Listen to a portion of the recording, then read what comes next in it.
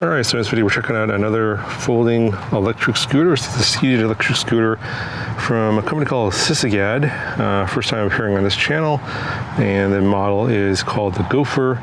So just fold down at the handle right here, and the seat does come out. This does come with a basket. The battery in here is a 36 volts, 7.8 amp hour battery. Max range of 16 miles, and I think max speed of 16 miles per hour. Got a 300 watt motor back here, and max burst to 500 watts. Got some 12-inch pneumatic tires, front and rear. And we got a mechanical disc brake here in the back, and the motor also acts as a brake as well. And here's a look at the rotor. It's 120 millimeters rotor. In the rear here we have a reflector. It's not a brake light, just a reflector. In the front here we have a headlight. I'm going to turn on here. It's daytime right now, so it's not too bright, but it's a pretty standard like 15 watt light. Over here is the charge port, and it takes about 6 hours to fully charge from 0 to full. Here's a look at the handlebar. Got your brake lever here. Headlight button, horn over here. Pretty, not very loud. And then this is your standard grip. It's plastic, and you have and over here you have a full twist throttle. Battery meter, it's not very visible here. And you have your key to turn the scooter on and off. And sunlight, you can barely see this. I'll show you a picture of what it looks like in the shade. This is the phone I'll be using to test the speed. This is not included in the scooter. Overall, the scooter weighs about 39 pounds. We have a basic lightweight steel frame. Our max load on this one is 220 pounds. So something to keep in mind, especially if you're carrying cargo here in the back.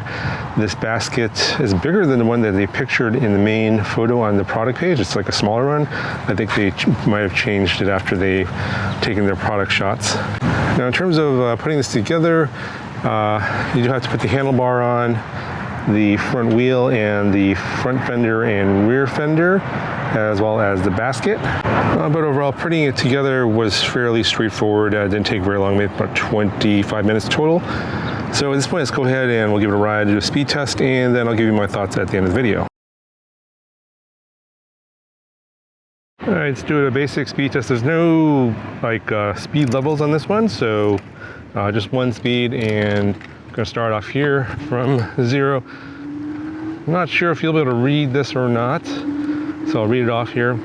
Hit just 11 miles an hour, 12 miles an hour, and 13. So topping off at about 13 miles an hour. Let's go and turn around here. Go the other direction.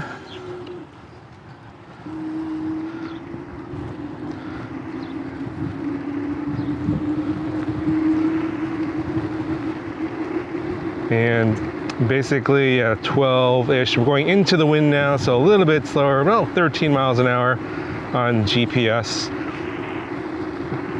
So it's probably because I am probably near the max weight limit of the motor on this one. So ideally, this is probably going to be better for lighter folks.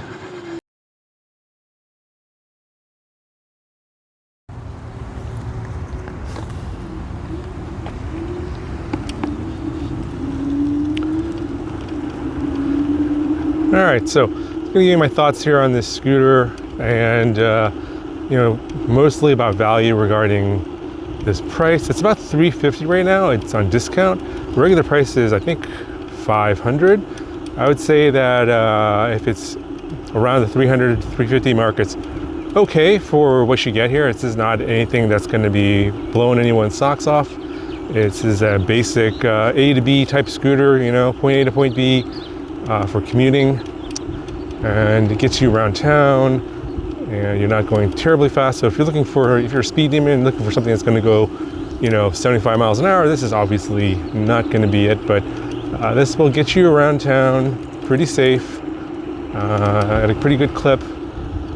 16 miles an hour max. I was getting 13, and the ride's pretty smooth, even though there's no shock absorption on this one. If you're on streets or sidewalks, it's going to be fine.